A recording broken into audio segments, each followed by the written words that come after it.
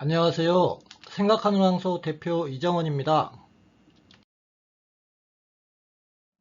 이번 영상부터는 생각하는 황소의 초등 과정에 대하여 소개해 드리겠습니다. 초등 과정은 다음과 같이 4부로 나누어 안내해 드릴 예정이고요. 이번 영상에서는 그 첫 번째인 초등 과정의 교육 절차 전반에 대하여 말씀드리겠습니다.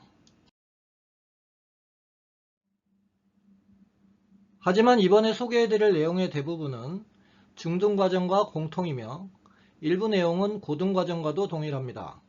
그래서 화면 상단에 이를 표시하였습니다. 여기처럼 초만 표시된 것은 초등과정에만 적용되는 내용이라는 의미이고요. 초중에 표시된 것은 초등, 중등에 동일하게 적용되는 내용임을 의미합니다. 그럼 먼저 초등과정의 커리큘럼에 대하여 알아보겠습니다. 초등과정은 경시, 심화, 실력, 일품 이렇게 4개의 레벨로 수업이 진행됩니다. 그리고 레벨별 입학 수준은 지난 영상에서 말씀드렸듯이 일품은 응시자의 상위 35%까지, 실력은 상위 17%까지, 심화는 상위 8%까지, 경시는 상위 3%까지입니다. 그래서 레벨별 입학 수준은 보시는 그림과 같습니다. 자, 이렇게 레벨을 나누어 수업하는 것은 학습 효과를 최대화하기 위하여 수준별로 학습하기 위함입니다. 보시는 운동에 이와 같이 만약에 이분이 이런 강도로 운동하고자 하는 것은 그저 욕심일 뿐이고요. 자칫 건강을 위해서 하는 운동이 몸을 망치게 될 수도 있습니다. 반대로 이분이 이 정도의 강도로 운동한다면 원하는 운동 효과를 얻지 못하게 되리라는 것은 자명할 것입니다. 앞선 영상에서 사고력 향상을 근력 향상에 비유하여 말씀드렸었는데요. 앞으로 사고훈련을 통하여 사고력을 향상시키는 것이 가장 중요한 목적이라면 너무 과하지도 또는 너무 약하지도 않은 강도로 훈련하는 것이 매우 중요할 것입니다. 황소의 입학 테스트는 바로 학생의 이런 초기 훈련 강도를 결정하기 위한 현재의 사고 능력을 측정하기 위한 목적으로 치러지는 것입니다. 물론 이 한 번의 시험으로 현재의 사고 능력을 정확히 측정하기는 어렵고요. 수업의 강도와 난도를 견뎌내는 능력이 꼭 선천적 능력인 사고력이나 지능하고만 관련되어 있지 않기 때문에 입학 테스트로 정확한 학생의 훈련 레벨이 정해지는 것은 아닙니다. 따라서 이 훈련의 레벨은 입학 이후에 승급이나 강급을 통하여 지속적으로 조정될 것이고요. 이 과정에서 대체로 3개월에서 6개월 이내에 자신에게 적합한 훈련 레벨에 정착할 수 있게 될 것입니다. 자, 예를 들어서 이 정도부터 훈련을 시작하는 것이 일품 레벨이라고 한다면 이 정도가 실력, 이 정도가 심화이고요. 그리고 이 정도가 경시 수준이라고 볼 수 있을 것입니다. 저도 몇 년 전에 헬스장에 가서 벤치프레스라는 운동을 했었는데요. 처음에는 이런 정도를 드는 것도 너무 힘이 겨워서요. 좀 부끄러웠지만 그저 이 봉만 가지고 운동을 했었습니다. 그런데 이 봉도 10kg이나 나가거든요. 그래서 저는 이 봉을 15번 3세트 드는 것도 저한테는 굉장히 부담스럽더라고요. 뭐 한 2년 정도 운동을 하고 나니까 한 이런 정도 수준까지는 제가 들 수 있게 되긴 했는데요. 하지만 안타깝게도 회전근개 건염이라는 것이 생겨가지고요. 더 이상 운동을 계속하지는 못하였습니다. 같은 이유로 황소의 일품 과정을 수업하는 것도 무리인 학생들도 당연히 존재하는 것이고요. 하지만 저희 학원에서는 아직 그런 학생들을 위한 훈련 프로그램, 뭐 예를 들면 과거에 뭐 저와 같이 복만 가지고 하는 그런 훈련 프로그램은 아직까지 준비가 되어 있지 않아서 안타깝지만 입학을 허용하지 않는 것입니다. 뭐 그렇게 이해해 주셨으면 좋겠네요.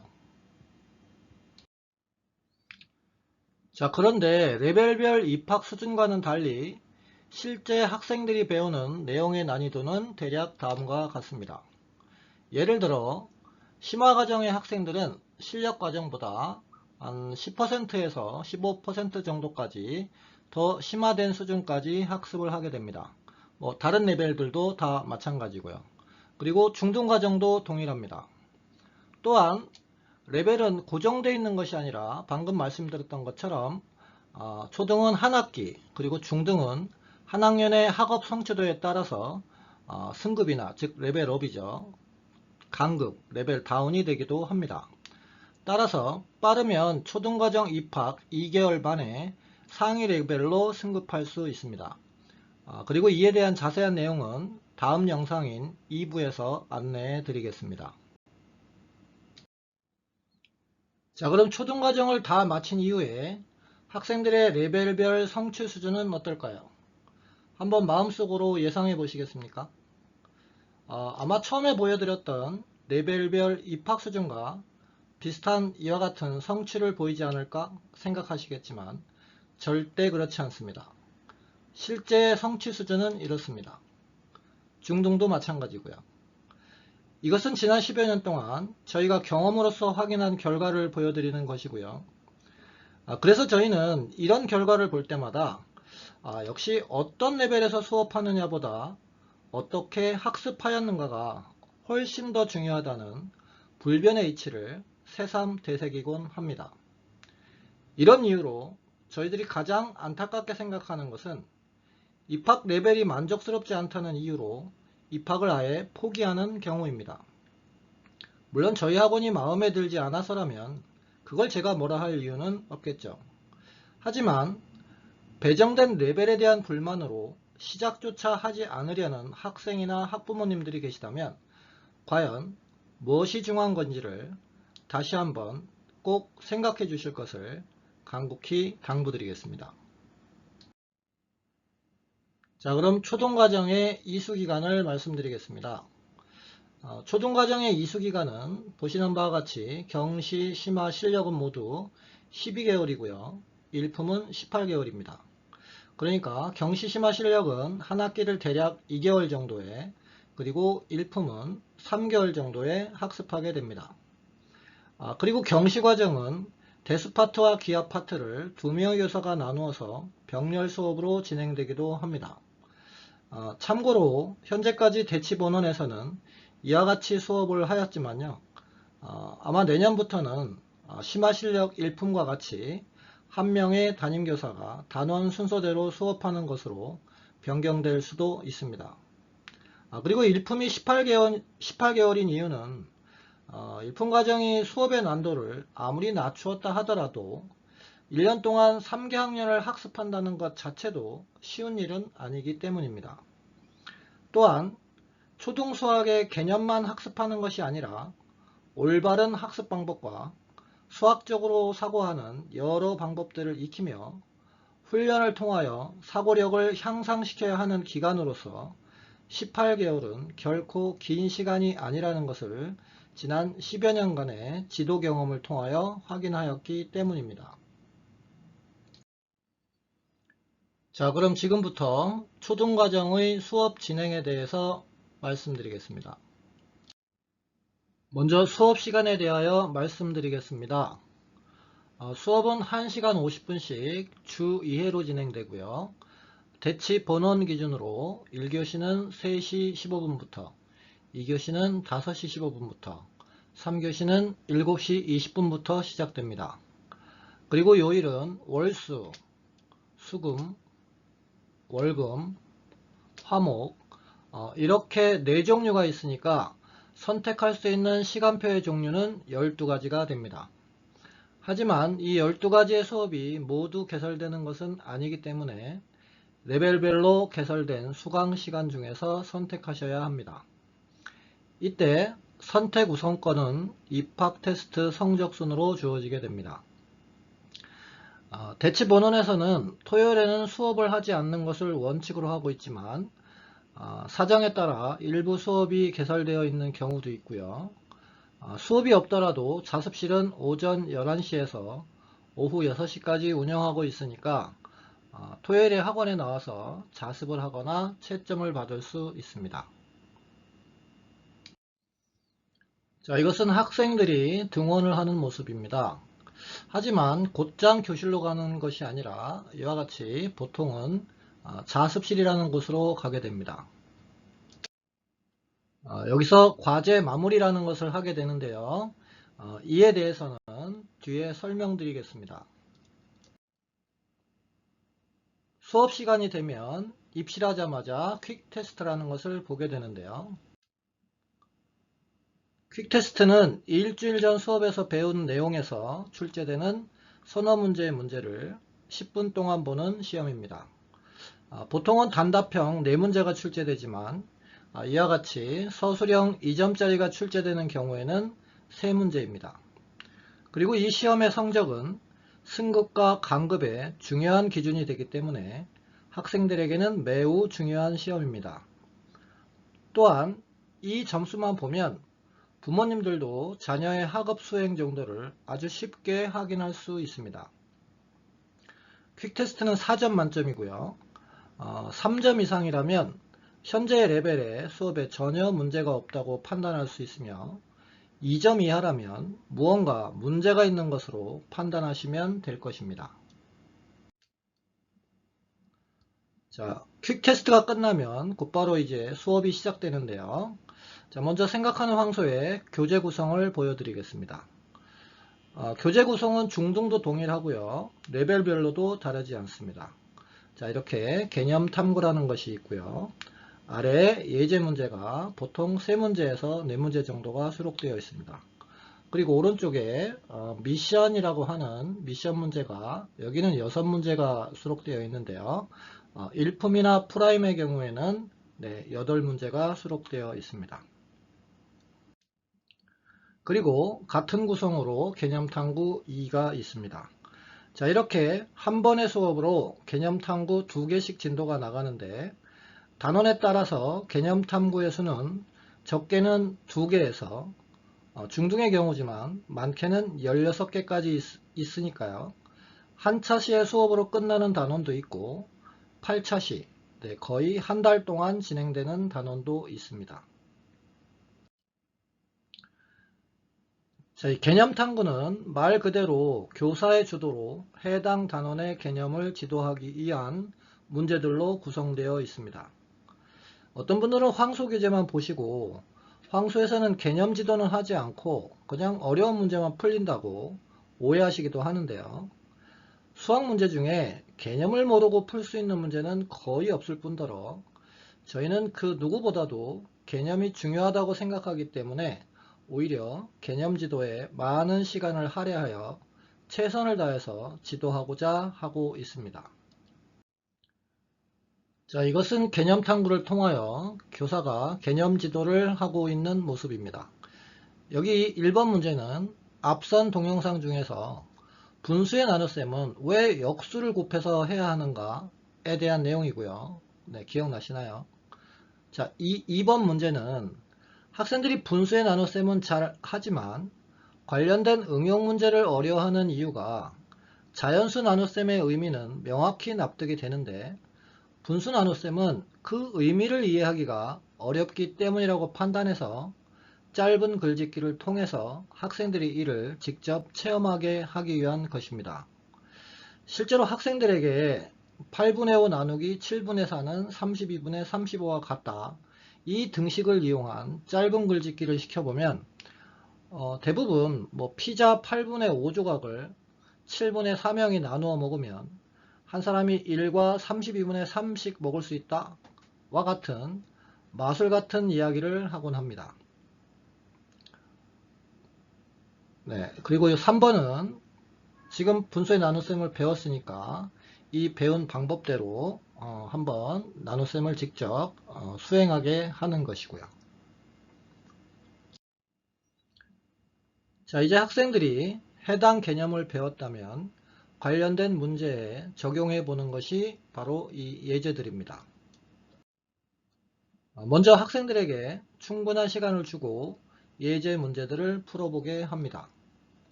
자, 그런 다음 교사가 해설을 해주는데요.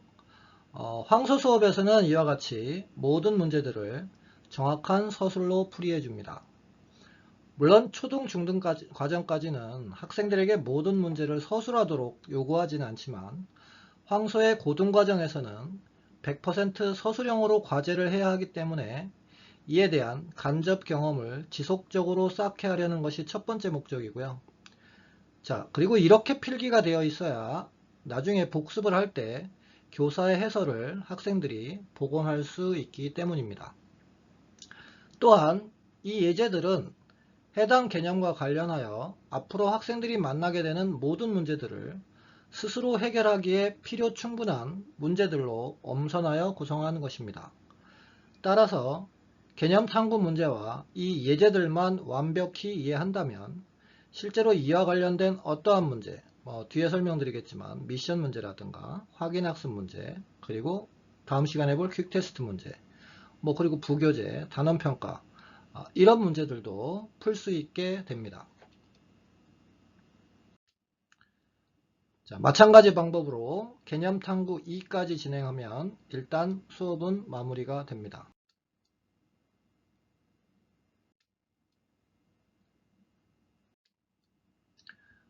자, 여기에 학생 이름 옆에 발을 정자로 표시한 것은 포인트라는 것인데요. 이 포인트는 학생들이 개념 탐구나 예제를 잘 풀었을 때, 또 수업 중 교사의 질문에 좋은 답변을 하였을 때, 그리고 퀵테스트 4점을 받았을 때와 같이 열심히 풀고 노력한 대가로 받을 수가 있는데요. 이후에 이 포인트를 이용해서 각종 쿠폰들을 구매할 수가 있습니다. 자, 이것은 이번 수업에서 학생이 필기한 모습입니다. 자, 이 학생은 남학생인데도 필기를 아주 굉장히 잘했는데요. 아까 교사가 판서한 내용이 하나도 빠짐없이 필기되어 있는 것을 확인하실 수 있을 것입니다.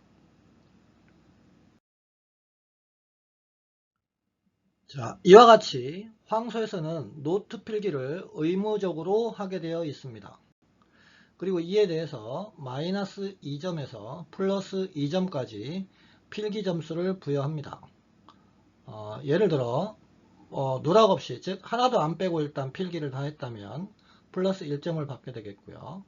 자, 누락 없이 필기를 했으며 단정하게, 이건 단정하다는 것은 가독성 기준입니다.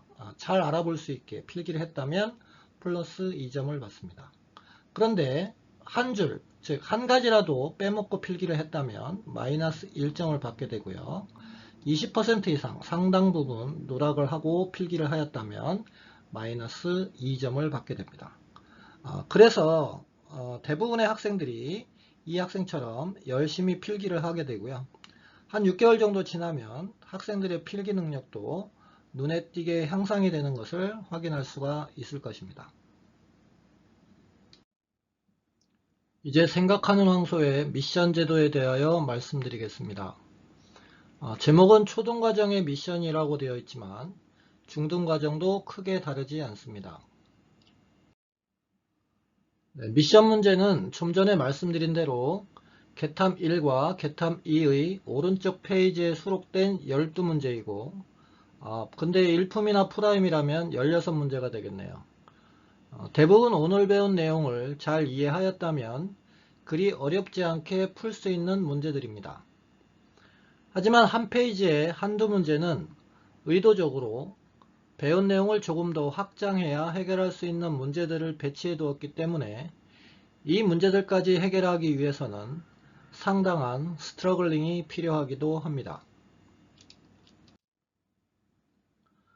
일단 학생들은 미션 수행을 위해서 자습실로 자리를 옮기게 됩니다.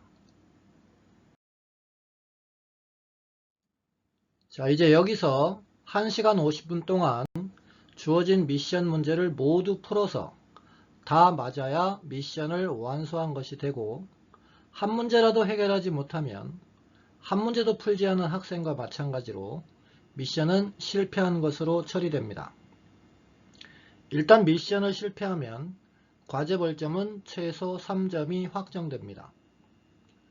다만 3교시의 미션은 자녀 시간이 충분하지 않아서 교실에서 교사의 지도하에 미션을 수행하는데 미션 실패에 따른 과제 벌점은 일단 2점이 확정되기 때문에 상대적으로 적은 벌점을 받습니다. 이때 실패한 미션은 일주일 이내에 완수하여야 하는데 이때까지도 완수하지 못하면 과제 벌점을 최대 5점까지 받게 됩니다. 미션과 과제에 대한 벌점에 대해서는 2부에서 다시 자세히 설명드리도록 하겠습니다. 자, 미션 문제를 다 풀었으면 이와 같이 일단 채점 대기해야 하고요. 이 앞에는 보시는 것처럼 자습교사들 4명이 채점을 하고 있는데 은행에서처럼 빈자리가 생기면 그 자리로 가서 채점을 받는 시스템입니다.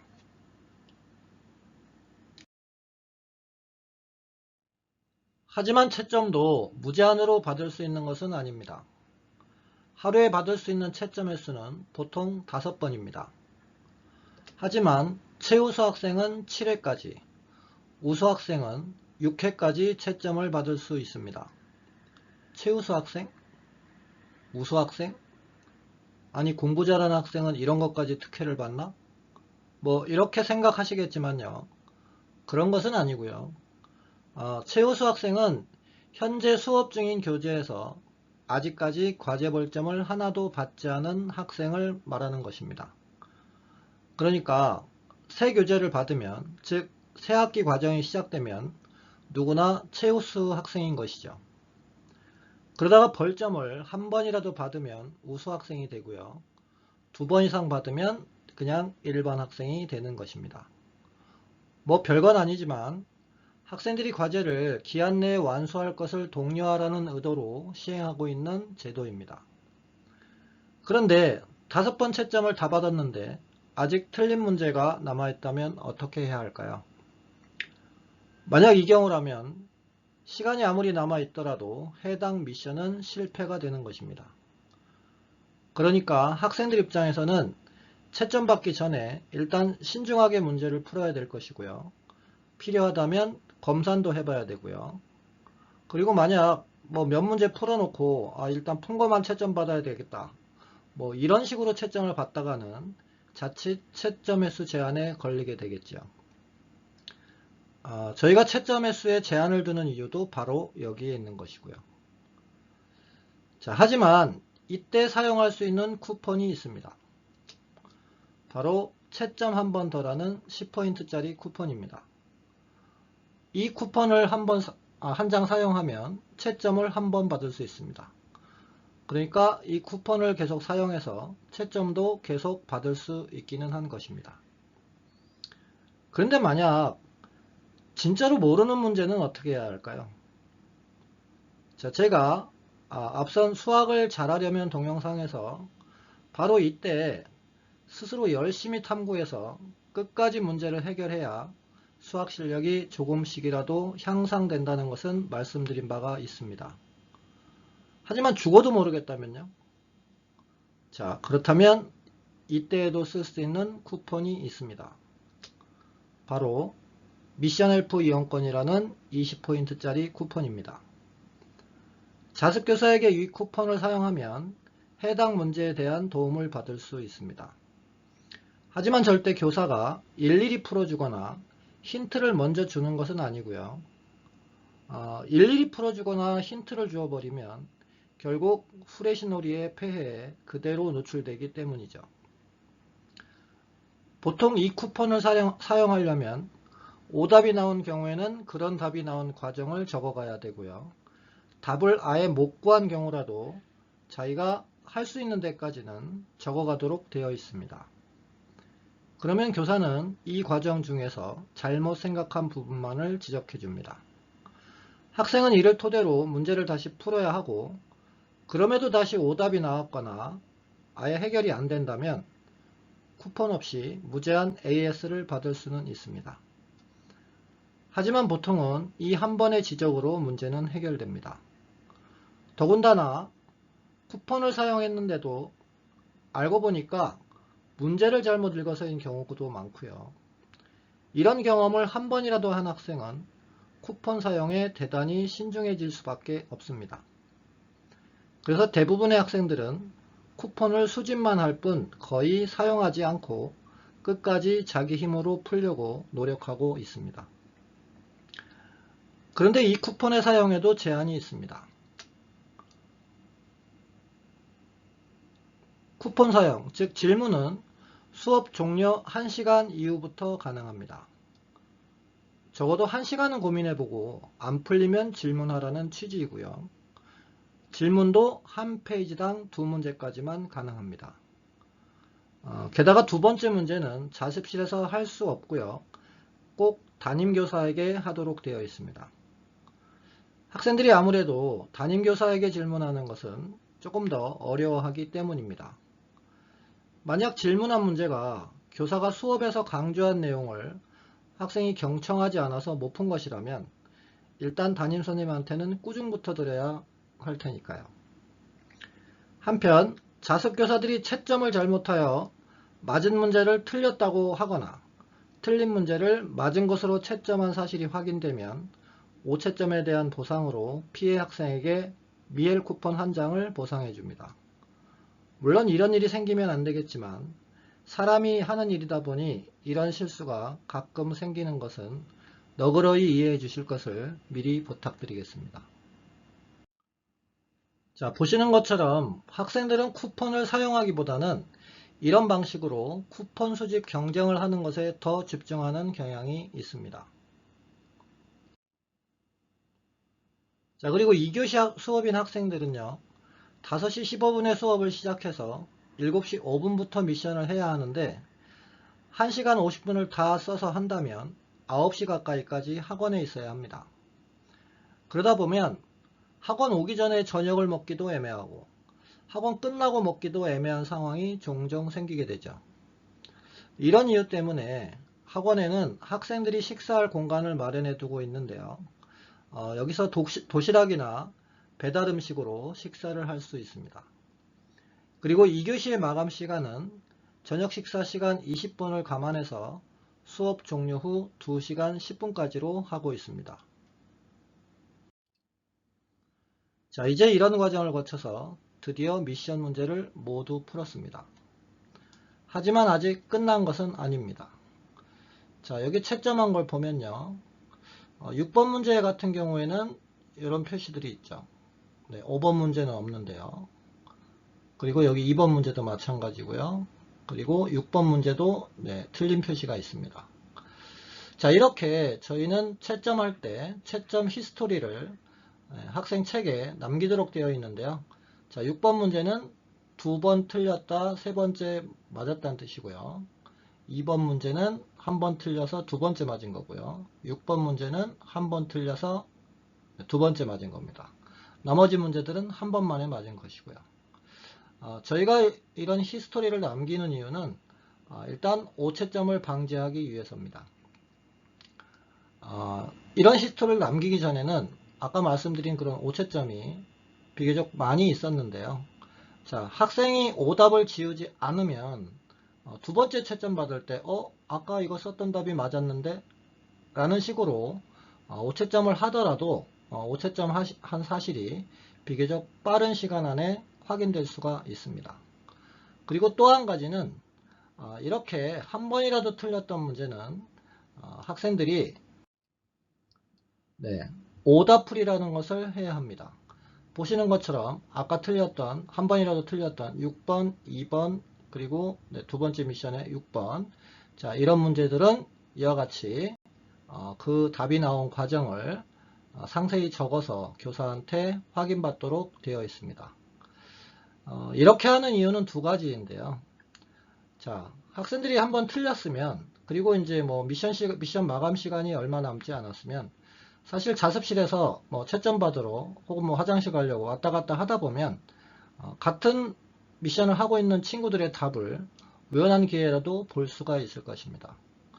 네, 그렇다면 그 답을 옮겨 적을 유혹에 빠지기가 쉽게 될 거고요. 그런데 만약에 그렇게 답만 알게 되었다면 나중에 풀이는 전혀 쓸 수 없는 상태가 되겠죠. 그리고 답은 맞았는데 풀이를 못 쓴다면 다른 학생의 답을 베껴 쓴 것으로 오해받을 가능성이 높기 때문에 학생들이 그런 부정행위를 방지하려는 목적이 첫 번째고요.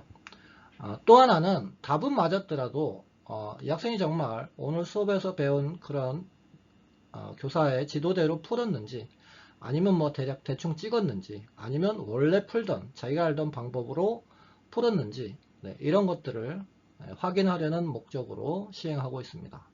뭐 한 가지가 더 있다면, 자, 학생들은 어쨌든 한 번이라도 틀리게 되면 풀이를 쓰는 것은 대단히 귀찮은 일이 되겠죠. 그러니까 좀 더 신중하게 풀어서 오답을 줄이도록 학생들한테 강제하는 그런 효과 때문에 오답 풀이를 실시하고 있는 것입니다. 자, 그래서 저희가 추천하는 오답 노트는 이렇게 4등분이 되어 있는 연습장입니다. 그래서 여기 한 칸에 한 문제씩 오답을 쓰는 것이 좋을 것 같습니다. 그래서 황소에 올 때는 준비물로서 일단 교재 가져와야 되겠고요. 필기도구, 필기노트 당연히 가져와야 되고요. 거기에다가 지금 보시는 바와 같은 오답 노트와, 그리고 문제풀이는 연습장에 푸는 것이 좋기 때문에 연습장까지 준비해서 등원해 주셨으면 좋겠습니다. 자, 이제 미션을 다 오답풀이까지 마쳤다면 교사한테 검사를 받고 귀가를 하면 되는데요. 자, 이런 이유로 미션을 끝내는 것은 학생마다 차이가 굉장히 큽니다. 뭐 20, 30분 만에 미션을 끝내고 귀가하는 학생도 생기게 되겠고요. 1시간 50분이 다 됐는데도 미션을 다 못 끝내는 경우까지 생기게 되겠죠.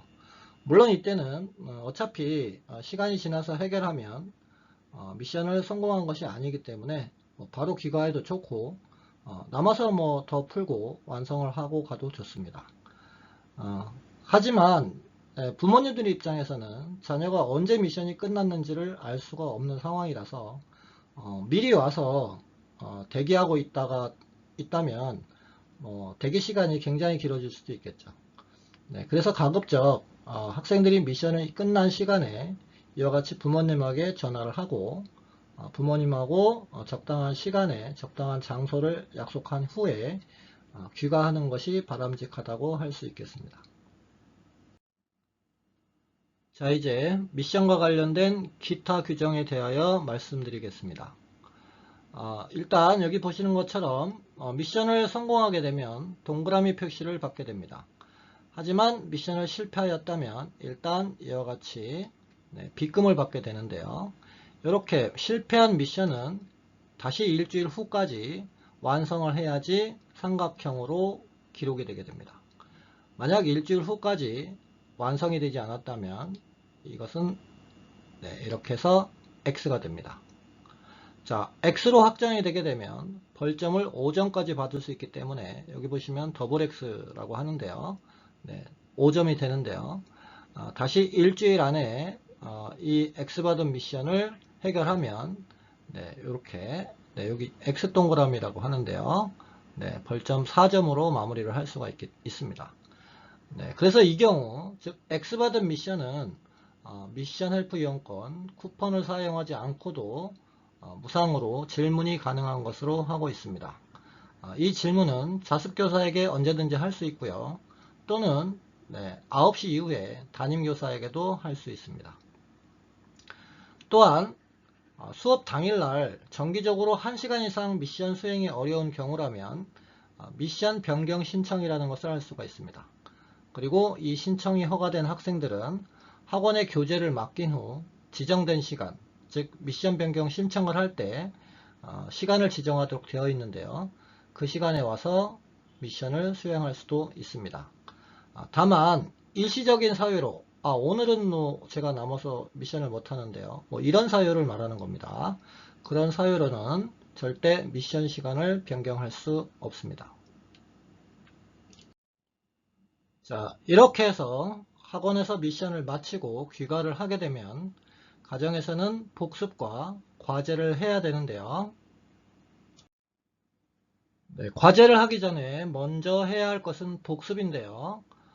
이 복습 과정에 대해서는 4부에서 자세히 소개해 드릴 예정이고요. 간단히 말씀드리면 일단 배운 내용을 다시 리뷰를 해야 되겠고요.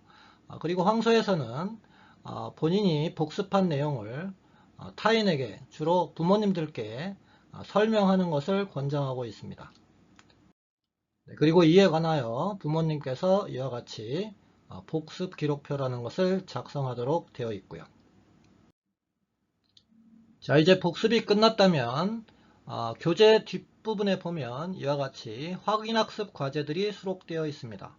오늘 배운 내용이 분수의 나눗셈 개념탐구 1번, 자, 여기까지가 1번과 관련된 확인학습 문제들이고요. 그리고 개념탐구 2번이 분수 나눗셈의 활용이었습니다. 그리고 여기까지가 개념탐구 2번과 관련된 확인학습 문제들입니다. 자, 이 확인학습을 과제로 수행하여야 하는데요. 일단 과제 기한은 일주일입니다. 오늘 목요일 날 수업에서 배웠던 내용이라면 다음 주 목요일 수업 전까지는 다 해결해야 됩니다. 그런데 저희가 미션이든 확인학습이든 답지를 제공하지 않고 있기 때문에 학원 자습실에서만 채점받을 수가 있습니다. 채점 횟수와 질문 횟수는 미션과 동일합니다. 여기서 질문 횟수는 미션 헬프 이용권을 사용한 쿠폰 사용 횟수를 말하는 겁니다. 미션 아까 한 페이지에 2문제까지 질문할 수 있다고 말씀드렸었죠. 그런데 이 확인학습의 경우에는 미션과 달리 그 두 번째 문제도 그냥 자습실에서 자습교사에게만 질문하도록 되어 있습니다. 또한 미션과 마찬가지로 이 문제 중에서 단 한 문제라도 틀렸으면 과제를 하지 않은 것으로 간주합니다. 또 X받은 확인학습도 미션과 마찬가지로 쿠폰 없이 질문이 가능한 것으로 하고 있습니다. 자, 이제 오늘 목요일 날 오늘 이 내용을 배웠고요. 그래서 과제를 열심히 했습니다. 그래서 다음 주 목요일 날 수업 들어가기 전에 자습실에서 채점을 받았습니다. 그러면 그것을 한 번의 채점에 다 맞기는 불가능하겠죠. 따라서 화목 수업의 경우에 목요일 수업에서 해야 되는 확인학습은 일단 다음 주 화요일까지는 과제를 해가서 화요일 수업 간날 채점을 한번 받아야 될 것입니다. 그리고 그때 다시 틀렸던 문제를 학원에서 남아서 하던가 아니면 집에 와서 마주 해서 목요일 날 수업 갈 때 조금 일찍 가야 되겠죠. 뭐 적어도 30분 전에는 가서 또는 1시간 전에 가서 그 틀렸던 문제, 그래서 다시 풀었던 문제를 채점 받아야 될 것이고요. 그리고 그 중에 다시 틀린 문제가 나온다면 그 남은 시간 동안에 과제를 해야 될 것입니다. 앞서 제가 말씀드렸던 학생들이 등원해서 바로 교실로 가지 않고 자습실로 가서 과제 마무리를 한다고 말씀드렸는데요. 바로 이러한 과정 때문에 그러한 것입니다. 자, 이렇게 해서 한 단원이 모두 마무리되게 되면 그때부터 부교재인 최상위 수학을 과제로 해야 됩니다. 자, 이 부교재는 학부모가 채점하는 것이 원칙입니다. 역시 이거는 학원에서 채점해 주지 않고요. 역시 과제 기한은 확인학습과 마찬가지인 일주일이고요. 자, 집에서 부모님들이 채점할 때 저희가 권장하는 방식은 틀렸다고 빗금 긋고 하지 마시고 맞은 문제에만 동그라미를 하시는 겁니다. 그래서 동그라미 표가 없는 것은 틀린 거고요. 즉 틀린 문제는 따로 표시하지 않고 맞은 문제에만 동그라미 하는 방식으로 채점해 주실 것을 권장드리고요. 그리고 한 페이지 풀고 채점 받고 한 페이지 풀고 채점 받고가 아니라 한 단원의 문제를 모두 다 풀었다면 그때 채점하시는 것을 원칙으로 해주시기를 부탁드리고 있고요. 자, 그런데 확인학습과 다른 것은 부교재 과제에는 커트라인이 있다는 겁니다. 자, 저희 교재는 미션이든 확인학습이든 커트라인이 없는 이유가 교재를 만들 때부터 학생들이 현재 배운 내용으로 풀 수 없는 문제는 절대 교재에 수록하지 않기 때문입니다. 그래서 저희 교재는 한 문제라도 틀리면 과제를 하지 않은 것으로 인정하지만 부교재는 시중교재이다 보니까 단원에 따라서는 학원에서 배운 내용으로 풀기가 어려운 그런 문제들도 간혹 수록되어 있기도 합니다. 네, 그래서 커트라인이라는 것은 예를 들어서 경시 10안은 커트라인 보시는 바와 같이 3개로 되어 있는데요. 3문제까지는 틀려도 과제는 한 것으로 인정해 준다는 의미입니다. 그리고 실력 과정의 학생은 커트라인이 5개까지고요. 일품 과정은 부교재가 필수 과제는 아니고요. 선택 과제입니다. 네, 학생이 원하는 경우에만 네, 부교재 과제를 하면 되겠습니다. 자, 그런데 이 학생 보면 커트라인은 3개인데 지금 네, 틀린 문항수는 0이죠. 네, 최종 다 맞았다는 뜻입니다. 자, 이렇듯이 목표를 초과 달성한 문제의 경우에는 한 문제당 10포인트씩 지급을 합니다. 즉 커트라인이 3개인데 이렇게 다 맞으면 30포인트를 받을 수가 있고요. 커트라인이 3개인데 틀린 문제가 2개라면 10포인트를 받을 수가 있습니다. 저희가 커트라인을 정해놓긴 했지만 커트라인까지만 하고 더 이상 연구하지 않는 것을 방지하기 위해서 조금이라도 끝까지 연구할 것을 독려하자는 취지로 이렇게 포인트를 지급하고 있습니다. 자, 그리고 여기에 기록이 되어 있는 것은 부모님들이 기록을 해주시는 건데요. 자, 기록 방법은 이렇습니다. 여기 1차라고 되어 있는 것은 1차, 여긴 날짜입니다. 자, 12월 9일 날 학생이 이걸 다 풀어서 어머님이 채점을 했습니다. 16은 그랬더니 16개가 틀렸다는 뜻이고요. 그러면 학생은 이 16문제를 다시 다 풀어야 되겠고요. 그래서 12월 10일 날 이 16문제 다시 푼 거를 다시 채점했더니 두 번째 채점을 해본 결과 이제 아직 틀린 문제가 10개가 남아있다는 그런 의미가 되겠습니다. 계속해서 12월 12일 날 이 10문제를 다시 풀었고 다시 5문제가 남아있었고요.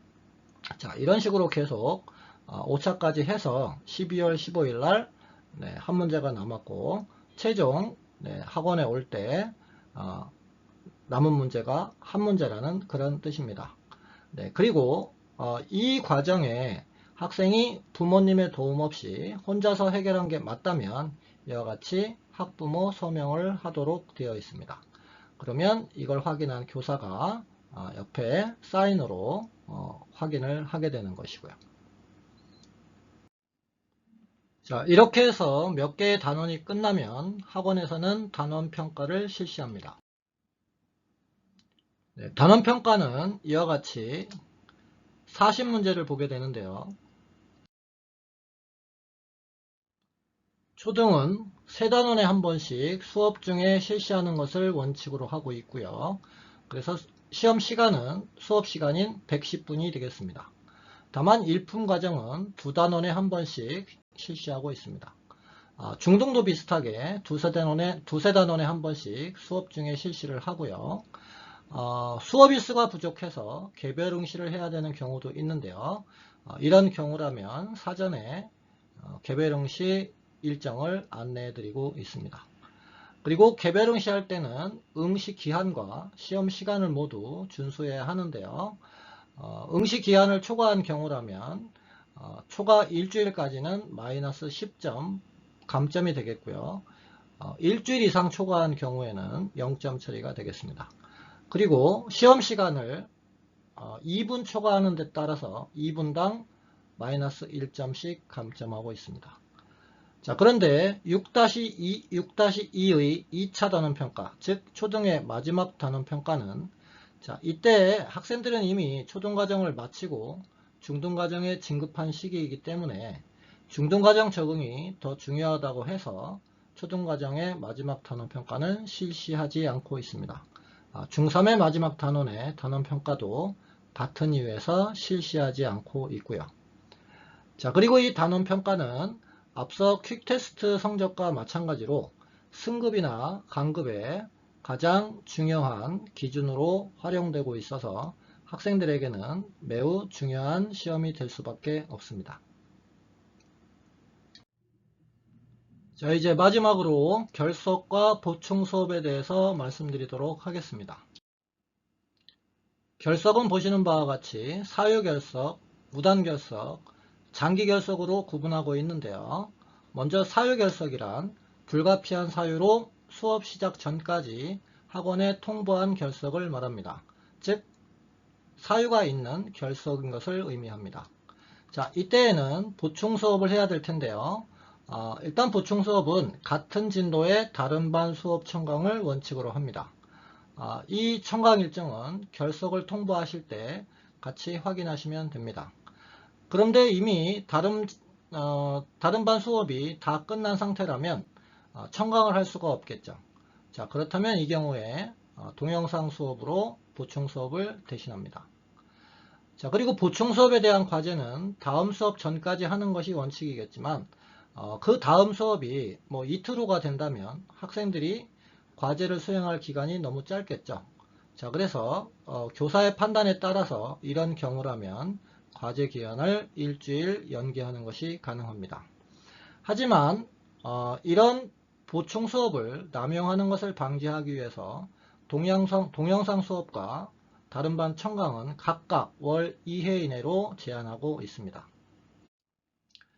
자, 무단 결석은 사유를 인정할 수 없거나 수업 전까지 학원에 통보하지 않은 결석을 의미합니다.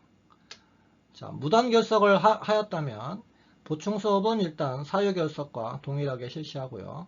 과제 수행도 같은 방법으로 실시를 하는데 다만 결석 당일 과제는 하지 않은 것으로 간주하고 있습니다.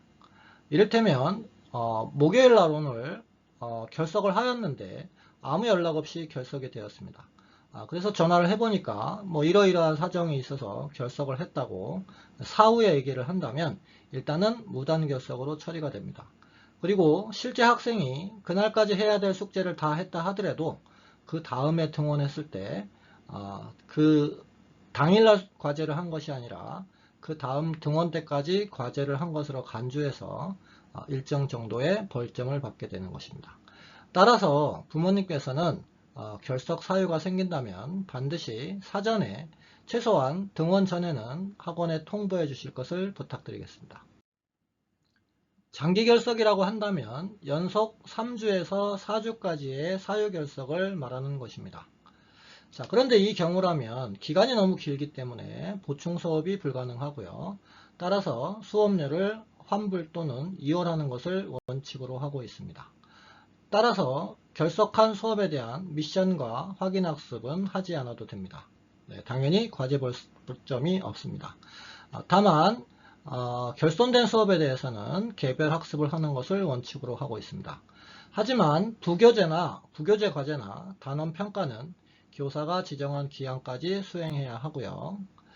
자, 그리고 장기 결석을 1년에 몇 회씩 한다면 아무래도 이 학생이 정상적으로 수업하는 것이 어렵기 때문에 연속 수강에 무리가 없다고 판단될 경우에 연간 1회에 한해서만 허용된다는 점은 양해해 주시기 바랍니다. 또한 같은 이유로 연속 4주를 초과하는 장기 결석은 허용하지 않고 있습니다. 자, 지금까지 초등과정의 교육 절차에 대해서 설명드렸고요. 이어지는 2부 영상에서는 초등과정의 승강급과 중등 진급에 대해서 설명드리도록 하겠습니다. 긴 시간 시청해 주셔서 감사합니다.